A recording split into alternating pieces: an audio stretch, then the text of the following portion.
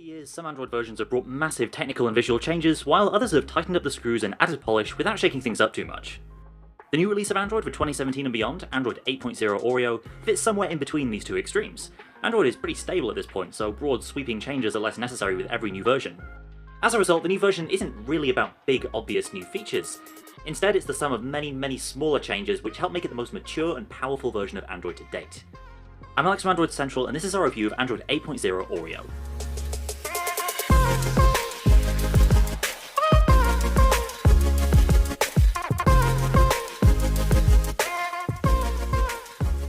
Most of us see Android through the lens of whichever manufacturer's UI we choose, but the design direction of vanilla Android is still relevant. After all, more phone makers than ever are sticking to stock these days. The stock Android UI hasn't changed all that much in Oreo though. If you're only looking for UI changes, you might spot just one, the brighter colour palette for the quick settings area. It's now light grey, not dark grey, reflecting a similar colour change in the stock settings app. Whether that's good or bad is mostly a matter of personal taste.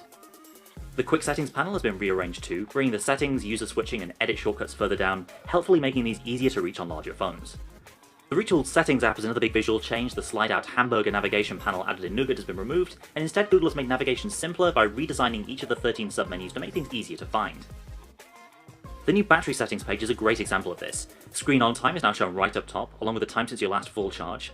Scroll down a little, you'll see your most battery-hungry apps. You need to look below the surface to spot many of the other visual changes in Oreo. For instance, Google has finally started bringing a sense of order to app icons, with new adaptive icons, which let you choose between 5 different cutout types. This means manufacturers like Samsung, Huawei and LG, which like to use their own icon cutout shape, now have a more reliable way to do this that doesn't result in bad, weird-looking icons for third-party apps. Android's animations haven't changed a whole lot in Oreo, but there are a couple of new sprites in the notification shade that add to the polish of Google's material design. Icons smoothly transition from the status bar into their notification cards before springing up into place, and icons now juggle themselves around in the status bar as new alerts arrive, making the whole system feel a bit more dynamic. And these are small changes, but they go a long way towards making this important area of the system feel more lively and fun. Finally, it's worth mentioning a handful of upgrades to that most important of smartphone features, emoji. Oreo adds a handful of new emoji while redesigning the icons themselves in a move away from the old Android-style blobs. And thanks to a new compatibility layer, developers can support these in apps going all the way back to KitKat. Android notifications were overhauled in Nougat, and Oreo intros a handful of changes to make the daily fire hose of alerts a little bit more manageable. The big new thing is notification channels, a new feature which brings categories of notifications to your apps, so you can filter different kinds of alerts from the same app. A social app, for instance, might have channels for direct messages, status updates, likes, or other interactions. And you can then choose how you're alerted for notifications in each of these categories: sound, vibration, LED, or you can even block notifications from some channels altogether. Now, there is a certain amount of micromanagement involved here. It's going to take time and a lot of individual app updates before we're going to know how successful this feature will be. Maybe notification channels will be genuinely useful for everyone, or perhaps we'll all be too lazy to bother with them. Speaking of laziness, Oreo also lets you snooze individual notification groups temporarily by swiping right and hitting the clock icon. The use case here is pretty obvious. You can now dismiss a notification you don't want to deal with right away without getting rid of it permanently. Elsewhere, media player apps like Google Play Music, YouTube and Spotify can bring a splash of colour to their notifications, drawing upon the main colours of album art. It is a little bit distracting, and not everyone is a fan of this new feature, but it does at least help set media notifications apart from the rest of the clutter. Meanwhile, persistent notifications, for example from Google Maps, a VPN app, or anything else that might be running in the background, are being decluttered. These now shrink down to a shorter notification card in a slightly darker shade, which also helps set them apart visually. And that's important because Android itself now shows you a persistent notification if apps are using power in the background. That's all part of Google tightening the screws on background apps in 8.0, which we'll get to a little later. The notification changes don't stop there though. Ambient display, mostly untouched since the days of the good old Nexus 6, finally gets a bit of an overhaul in Oreo. The main ambient display area actually shows you less information than it did on Nougat, with only the time and a series of icons appearing when the phone is raised. The other side of that coin is that individual notifications now flash up in a more user-friendly way, which is better for quickly glancing at an incoming message or email. Balancing information density and glanceability is always a tricky proposition, but I think Google's made the right call here.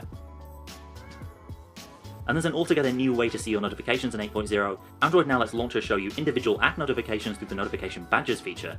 Apps with a pending notification will display a coloured dot, and long pressing to open the app shortcut menu will show you notifications alongside other shortcuts. That's not the only new trick hiding behind the app shortcut menu in Oreo. A new widget shortcut button frees users from long, cumbersome widget menus with an easy way to see just the widgets from a particular app.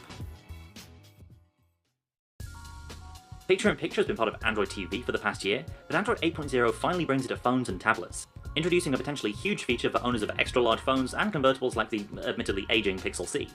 Picture-in-picture mode varies a little depending on how the developer implements it, but basically this lets you start a video from within one app, then hit the home key to shrink it down to a smaller floating window with its own playback controls. You can resize and move it around the screen in the foreground, while opening and using other apps as normal in the background, and yes, if you're really crazy you can even use multi-window at the same time as picture-in-picture. It's similar to multi-window, as introduced as standard in Nougat, and while you can still use multi-window to split the screen between a video and another app, picture-in-picture is just a much more elegant approach. It's one of a few new features that should help make Android tablets more appealing to professional users, and there are a few others here. Support for wide gamut colouring apps should make Android a better fit for photographers, while the new Audio API will reduce audio latency and bring Android a step closer to taking on GarageBand on the iPad. But let's be clear here, however good Oreo is, Android tablets still have a long way to go before they can challenge Apple's dominance. Everyone hates typing passwords, especially on glass. The tedium of password entry has spawned an entire industry of password managers, but they still require a lot of frustrating copying and pasting. So in Oreo, Google has tackled the password pain point on two fronts. Firstly, autofill with Google can help you sign into your accounts on your phone using information already stored in your Google account. So if you've signed into Twitter on the web through Chrome, you can then pull in these details to sign into the app on your Android phone. And thanks to the new autofill APIs, password managers will be able to serve up passwords to other apps automatically, without any hopping back and forth or copy-pasting between text fields. The 1Password guys gave us a sneak peek at how this will work a few months back. Again, all of this will require devs to update their apps to target Android 8.0. In any case, both of these address a major pain point of entering complex passwords on a touchscreen. On a related note, Android is also getting smarter about how it handles specific kinds of info in text fields. In the new version, Google's machine learning figures out what kind of data you've selected and offers relevant contextual options. For example, a shortcut to the dialer app for phone numbers, or Google Maps for addresses or place names. There's a lot going on behind the scenes in Android 8.0 too. The main under-the-hood changes should help in two important areas that everyone can relate to: battery life and faster firmware updates. Firstly, Oreo makes it harder for badly behaving apps to devour your battery by limiting what apps can do when they're not in the foreground. Google uses these restrictions to nudge developers towards Android's Job Scheduler feature, which handles background tasks in a more efficient way. You can't really see this working, but it's there, and it'll help battery life on every device that runs Oreo.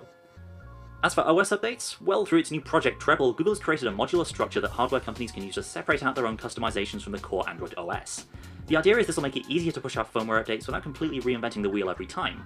With Treble, companies can update Android without re-engineering their own customizations. This isn't a cure-all for Android's update woes, but it should significantly reduce the workload required to update a phone shipping on 8.0 to say Android 9.0 next year. It's going to take time to judge how much of a success Project Treble will be, and the device manufacturers are still going to have to play ball here if it's going to work, but it is a step in the right direction. It's hard to get excited about any single feature in Android 8.0, even if you're a big phone nerd like me. That's partly because Android is more mature these days and less in need of big sweeping user-facing changes, especially on phones. As a result, Oreo is the sum of many smaller changes that make the OS easier to use, with better performance, fewer pain points, and added convenience. Android still feels like Android, but in 8.0 it's more polished than ever. And fortunately, the stable build of Oreo is free from the early wonk that affected the first round of Android 7.0 releases last year. In the grand scheme of things, Project Treble could turn out to be the most significant addition to this version of Android, as Google finally picks away at the technical barriers keeping so many phones on older versions of the OS. At the same time, picture-in-picture mode as well as refinements to keyboard navigation see Android shuffling closer to becoming a desktop OS, though there's still a good distance left to travel there. On the surface then, this is a fairly safe release cycle for Android, evolution not revolution, but despite the lack of an exciting headline feature, Oreo is an important update. And for Pixel and Nexus owners lucky enough to be on the early release track, they'll be among the first to experience the most stable and capable Android release in years. That's it for now, thanks for watching, and be sure to subscribe to us here on YouTube to see more of the latest Android reviews and opinions as they land.